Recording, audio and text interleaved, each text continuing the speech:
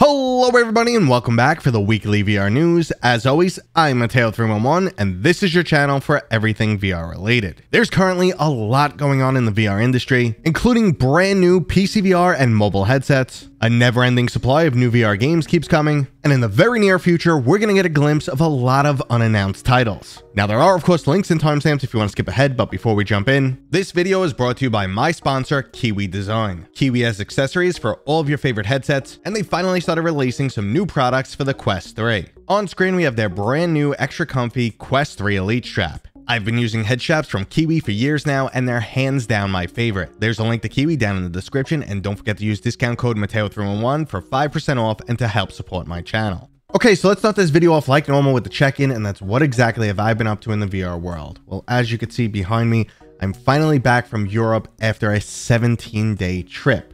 But that's going to be short-lived because tomorrow I'm flying out for a secret VR-related meeting. I'm going to get the demo two things. I'm extremely excited. And the second I get to go, I will tell you all about them, but I can't just yet. And then right after I return, well, I'm getting back on another plane and heading to Germany for Gamescom.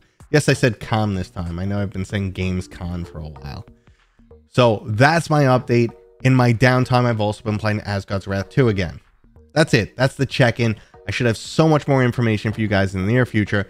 But let's just move on to this week's new releases. There's really not that much scheduled to release this week, but the quirky VR platformer Outta Hand is making its way onto Steam this week. So now PCVR players will get to hop around on two hands, similar to playing Gorilla Tag on steroids, and you'll have to navigate through a ton of different obstacles, battle an array of different enemies, and even take down a couple bosses. Now, I never got around to trying out this game, but the mechanics remind me of Stilt, which I did truly enjoy. Now, next up, the classic roguelite shooter, Compound, is making its way onto the PlayStation VR2. Graphically, this looks like a boomer shooter, but don't hold that against this game because it's completely solid across the board, including graphically. I always talk about just how well that cartoony style works in VR, and this is just one of those fantastic roguelites that keeps you coming back for more. Now, generally, I would recommend this game to just about everyone, but with Sony not offering refunds, I'm scared to go ahead and recommend it and leave somebody with buyer's remorse. And finally, in new releases, already available is the VR RPG Darksword. Now, I previously covered this game for the Meta Quest and thought it was some pretty solid hack and slash fun, but the fact that they call it an RPG feels a bit of a stretch. This is a lot more like an arena fighter with unlockable upgrades. Now, the PlayStation VR2 and VR in general are pretty starved for a good RPG, so if you're absolutely dying for one, you might want to check this game out. Now, moving into game updates, we definitely have some really great stuff to go over, starting with Quest 3 enhancements to my favorite survival title, Medieval Dynasty. Not only have the developers added an experimental 90 Hz mode, but if you're on the Quest 3, there's also now a quality mode, which upgrades the game textures on tools, trees, buildings, and the overall terrain.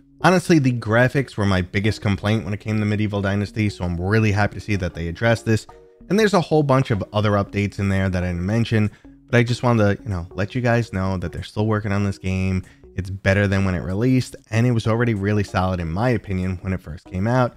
So if you're interested in this game, go check it out. Now, another game receiving some awesome updates is the co-op shooter Big Shots. The developers have a roadmap going into 2025, but they actually already gave me access to their latest update, and I'll be showing it off in a video later this week. If you're not familiar with this title, graphically it reminds me a bit of Borderlands, except instead of fighting bandits, you're mowing down hordes of alien bugs from the cozy inside of a badass mech. Overall, the game's a blast to play, and the latest Arsenal update will give you some new ways to make the enemies go boom. And last up in the game news, we just got a release date for the local asymmetrical zombie shooter Containment Initiative 2. Now, I know zombie shooters are a dime a dozen in VR, but one of the major aspects that sets this game apart is you could jump in for some local co-op on one PC. One player will go the good old-fashioned keyboard and mouse route, while the other gets up close and personal with those zombies in VR. Now, that's definitely a really cool aspect that I want to give a try, and if it looks like something you're interested in, go ahead and join my Discord, because the developers were nice enough to give me a bunch of keys to hand out for both their original title and the sequel that's releasing later this month. I just randomly dropped some keys throughout the week, and it's first come, first serve.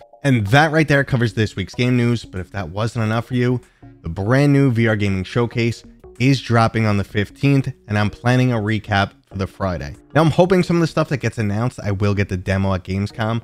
I think there's a high likelihood that that'll happen, but we'll see, and obviously I will keep you guys informed. Now, we just have two new hardware topics to go over, And one pretty tragic topic that I'm going to get into, hold for that one, but going back to the hardware, obviously you guys probably know that the adapter for the PlayStation VR2 to connect it to your PC is currently available and pretty much sold out everywhere. A lot to unpack here, a lot to discuss.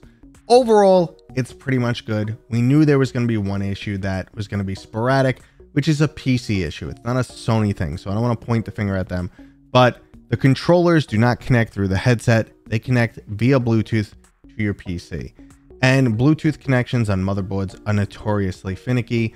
The one on my motherboard did not work with bHaptics. And actually, anytime I tried to use it, everything Bluetooth connected to my PC would just die.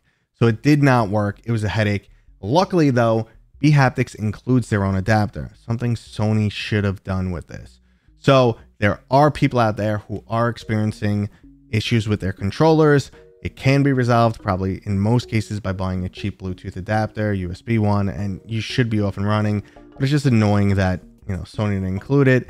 And if you are having that issue, that's probably your best solution. Now, I had to disable Bluetooth on my motherboard and use an adapter. Now, moving on, it's sold out. Does that mean that Sony is kicking butt? This is the second coming of the PlayStation VR2, and this is where you guys who are, you know, big Sony fans are going to get mad at me again, saying I'm always putting it down. Unfortunately, the selling out most likely has to do with scalpers, because if you go online, you find them now at $100 and $150 all over eBay, which is just so annoying. This always happens with Sony, and I don't know how they, you know, haven't prevented it now. Other companies have done, you know, a lot of moves. I guess they probably didn't care too much. This isn't major hardware, whatever the case may be.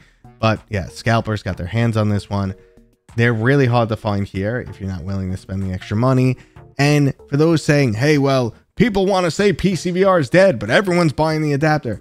We have no idea how many units were made. It could be 10,000. It could be 5,000. You know, we don't really know. So while I would love it to be they made 1 million units and they sold out, I doubt that's the case. I would love that. That would be amazing. I would love to see that many people jump in.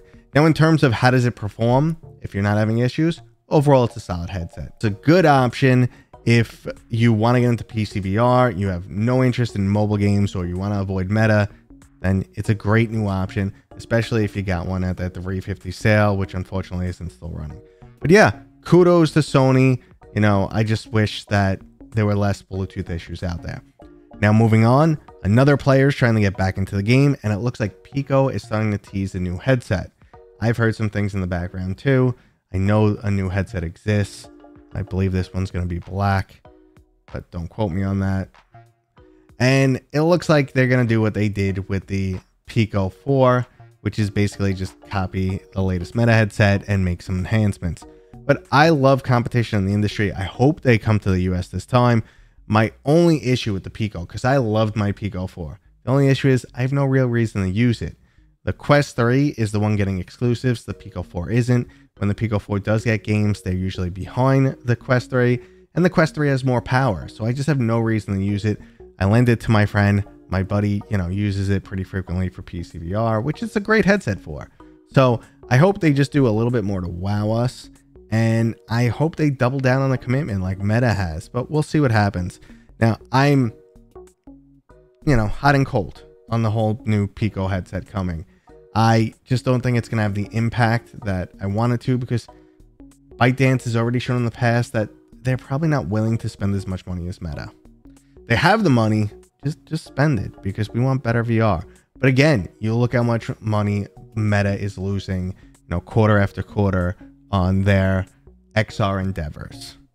And on that note, let's move into one more really somber topic, and that is Meta has shut down Ready at Dawn. If you don't know this studio, they are the ones that made Lone Echo and Echo VR. Lone Echo 1 and 2 are some of my favorite VR games of all times. Insane graphics, phenomenal storytelling. When I played that, I wanted to get so many different spin-off titles. I was really happy to see the Echo Arena that they made, where you play the Zero-G game, but I thought it could be made into a shooter, because the second game, the storyline's fantastic and just shows off a lot. Now, Meta purchased them not too long ago. It looked like, we were going to get Lone Echo 2 on the Quest, but that never happened. I just don't think their engine played nice with the Quest. And I used to always hear that, you know, Ready at Dawn was a big studio and they always push back with meta. There's something I've, you know, always heard that just take with a grain of salt, but they were always, you know, very forceful against meta. They didn't want to keep Echo Arena running because they didn't, you know, make the game to have a live service game. So there's a lot of back and forth, and I just think meta's sick of them. Meta had enough. You know, they're not pulling their weight, and they're just too much of a pain to deal with. So just cut them loose. Now, it sucks because I love the studio, and I love the games they produced, but, you know, maybe they'll move on to somewhere else. They'll reform in some other aspect. They were supposedly working on a whole new IP, which I was excited for, and now that'll never happen. So, sorry to end this video on a somber note there, but if you enjoyed it, go ahead and give it a thumbs up. If you're new here, please consider subscribing, and as always, I'll see you guys on next time.